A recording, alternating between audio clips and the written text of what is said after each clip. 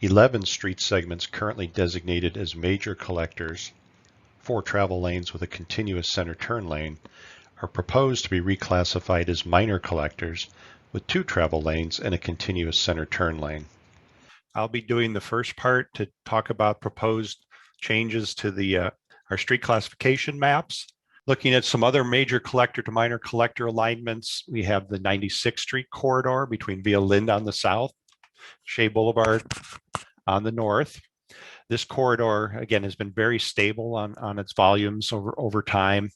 We see about 7,200 vehicles per day south of the Mountain View Road alignment here where my cursor is.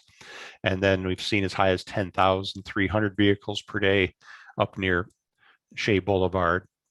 One of the ideas that we have thought about on this one is that potentially, while designated as a minor collector, we can still make some adjust or minimize adjustments on the far northern end of the street as it approaches Shea to keep some of the capacity that's already there, potentially coming down to the entrance to this large office complex here that's had different owners over the years, and that also provides an access back into Scottsdale Ranch off of Gold Dust Avenue.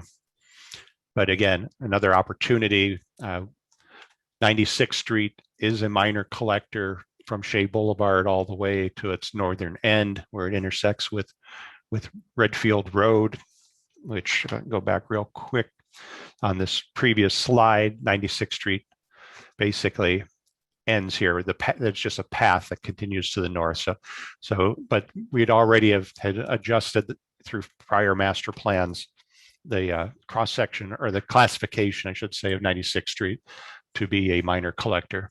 So the segment right now of 96th Street between Via Linda and Shea is the only segment where we don't have any bike lane capacity, other than a very short section immediately north of Shea, where again there's a transition on the number of lanes, which could potentially be adjusted because we really don't need 2 northbound travel lanes at that location. If this gets approved and we go from major to minor collector, you're going to give them paint diets, is that what I understand? And then down the road, maybe we do 96. That 96th Street is near and dear to my heart too.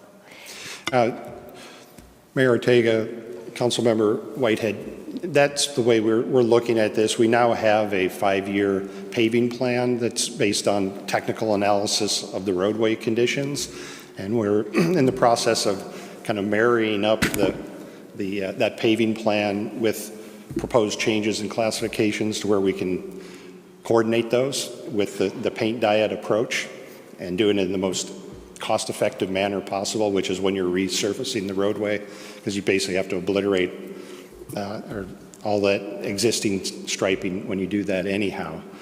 So that is certainly the first approach. Looking at the longer term for the 96 type examples, that would certainly require some consideration of a funding source as to how that would be done. But certainly can be in future capital projects, but each of those has a price to it, and if you're weighing adding capacity versus modifying existing, at least to date, 96 is the only example where we've chose making the street more comfortable. Yeah, and I'm fine with that. I just want to explain that the spaghetti bowl, I think will save, just by making these changes and doing the paint diet, you're going to save a lot of dollars from the police department, because the police department is constantly stuck monitoring. I mean, it's just like a raceway. It's just built like a raceway. So I think that the paint diet's a great first step